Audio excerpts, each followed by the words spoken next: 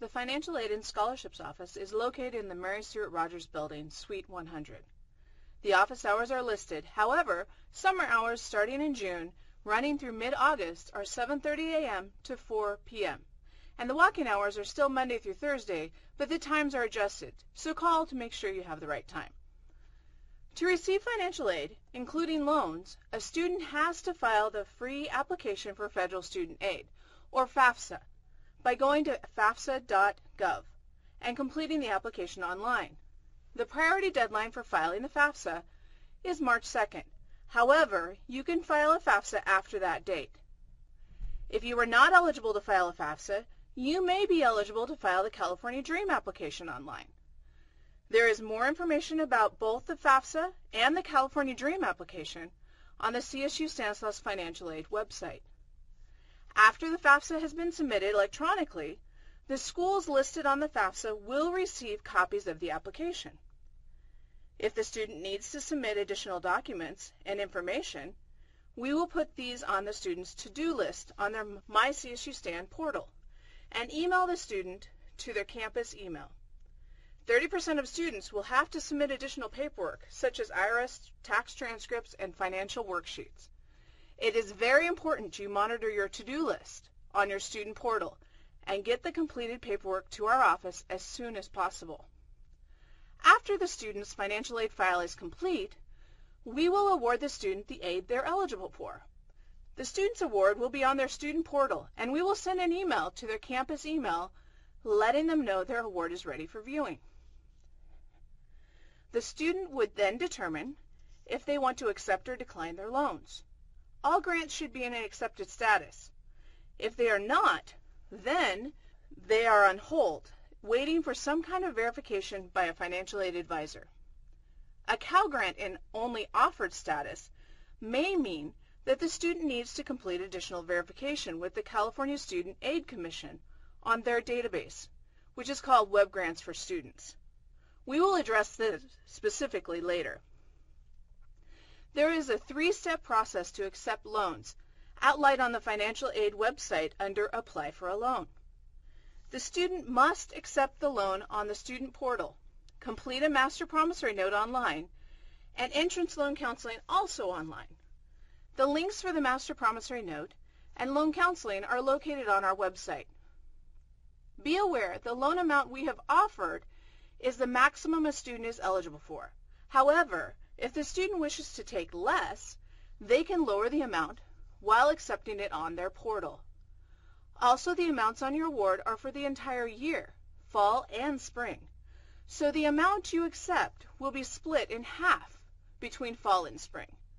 Accept enough loan for the whole year, not just for fall, or you may be disenrolled from your classes due to not having enough pending aid to cover your fees. About a week before the semester begins, your anticipated aid will pay to your student account.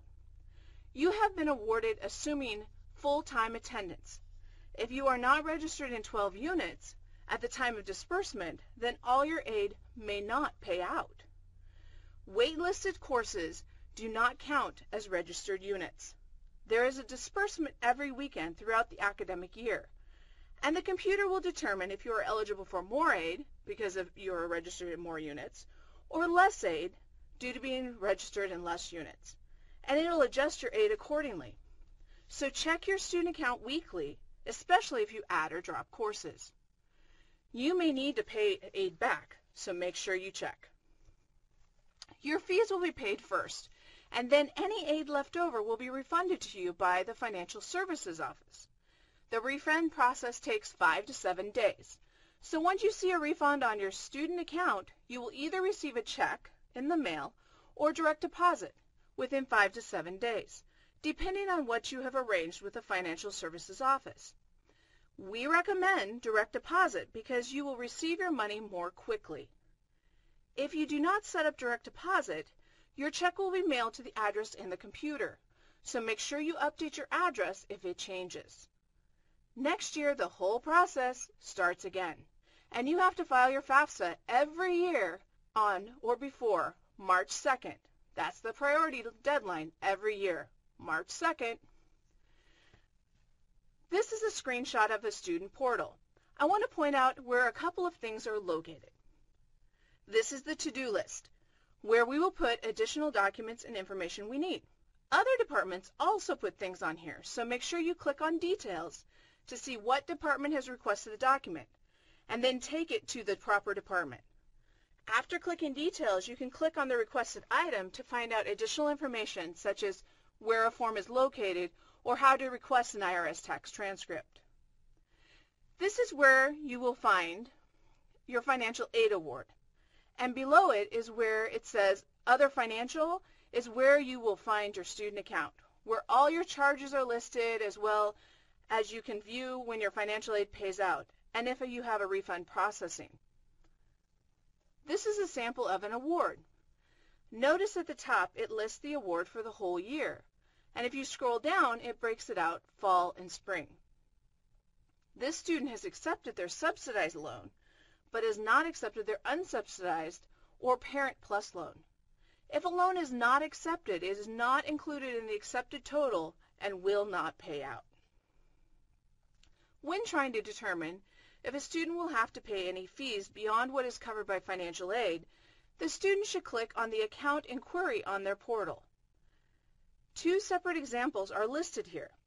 The top student does not owe anything because the pending financial aid is greater than their outstanding charges. However, the bottom student does have to pay $948 that are not covered by financial aid.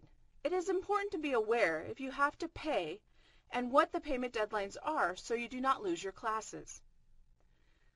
Listed is the amount of units required for full-time, three-quarter time, etc. This is important because if a student is not enrolled in 12 units, they may not be eligible for all the aid they have been awarded. Also, if a student is full-time but then drops down below full-time, they may have to pay back some aid that they are no longer eligible for. To continue receiving financial aid, a student has to be in good academic standing with the school and financial aid. The financial aid Satisfactory Academic Policy is posted on our website. See the bottom of the screen for the exact location. All financial aid students should review this policy.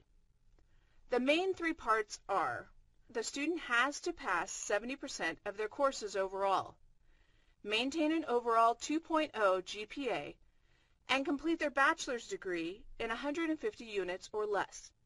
If a student is not in compliance with any of these three parts of the Satisfactory Academic Policy, they will lose funding, including loans. There is an appeal process that is outlined in Policy Online. If you have received an email from the California Student Aid Commission stating you have been awarded a Cal Grant, but is not on your award, or your Cal Grant is only an offered, not accepted status, you need to go to Web Grants for Students at the calgrants.org website. You may need to verify your high school graduation or complete additional paperwork. Also check to make sure your Cal Grant is listed at Stanislaus. If it is not, you will need to submit a school change on Web Grants so we can pay you. If you have checked Web Grants and everything looks fine, but your Cal Grant is not on your award, contact our office and they will forward your name to the Cal Grant coordinator for review. If you have checked Web Grants and your Cal Grant is on your award but only an offered, we have an automated process that will accept your Cal Grant. No need to call our office unless your Cal Grant is not accepted by 2 weeks before classes begin. If you have any outside aid listed and it's not showing on your award, let our office know. If you have an off-campus scholarship, make sure that you make a copy of the certificate or letter you received and drop it by our office. Some scholarships need a verification of enrollment. Our scholarship coordinator can complete them for you. Just bring them by our office. If you have veterans benefits, make sure you work with the Veterans Affairs coordinator in the Enrollment and Records office. She will send us a list. Please check our website for more information and feel free to come in or call us with any questions you have.